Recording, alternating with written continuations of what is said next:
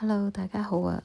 呢排呢啲療程都逐一安排緊，所以比較遲 update。咁呢段影片就分享下我呢幾日搞咩東東啦。首先呢度都有 BB 嘅水療按摩㗎，佢呢個按摩就係一個泡泡浴池。開頭阿仔落水呢都驚驚地嘅，不過冇喊。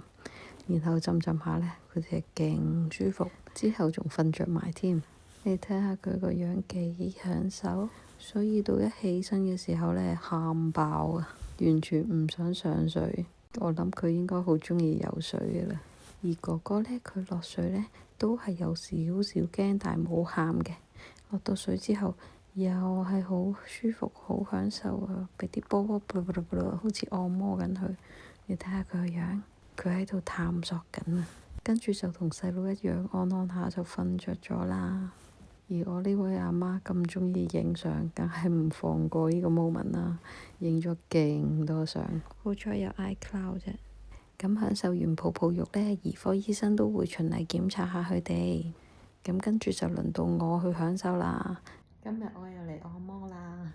因為我係開刀生 BB，所以呢頭2至3星期呢係唔做得按摩嘅。主力都係第4個星期去做。而我嘅 package 係包6次按摩，所以依排隔日就去做按摩啦。每次按完摩，佢都會有個中藥嚟俾你熱敷。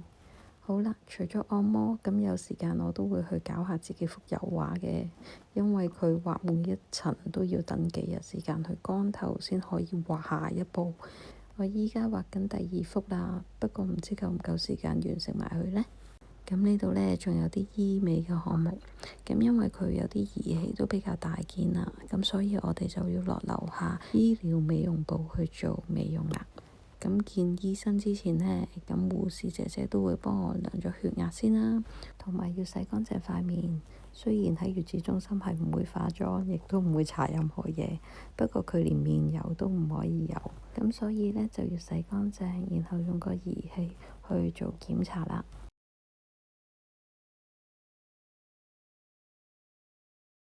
咁之後就會見醫美嘅醫生，咁佢會話返俾你知你嘅皮膚係適合做啲咩療程啊。之後就由護士姐姐去安排，同埋去幫你做療程。至於做咩療程，其實我唔係好記得，有得扮靚靚就算啦。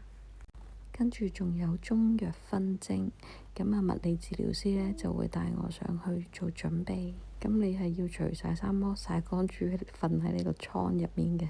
而啲中藥水呢就化成蒸氣，蒸落你身體所有部位。我覺得自己好似一嚿豬腩肉放咗喺個鑊度，俾人喺度炆豬肉。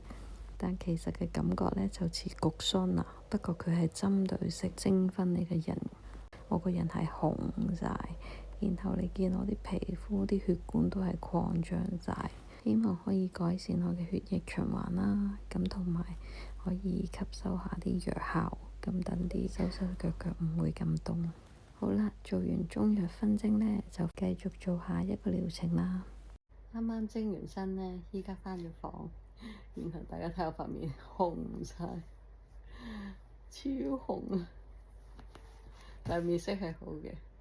咁估下我依家喺度做緊咩？反轉個鏡頭俾大家睇下先。依家呢就做緊一個低頻電療收緊直肌嘅儀器啦。個圖就喺個圖上面貼啦。咁呢就透過呢啲低頻電療，佢入面好似震緊咁樣，跟住就做20分鐘。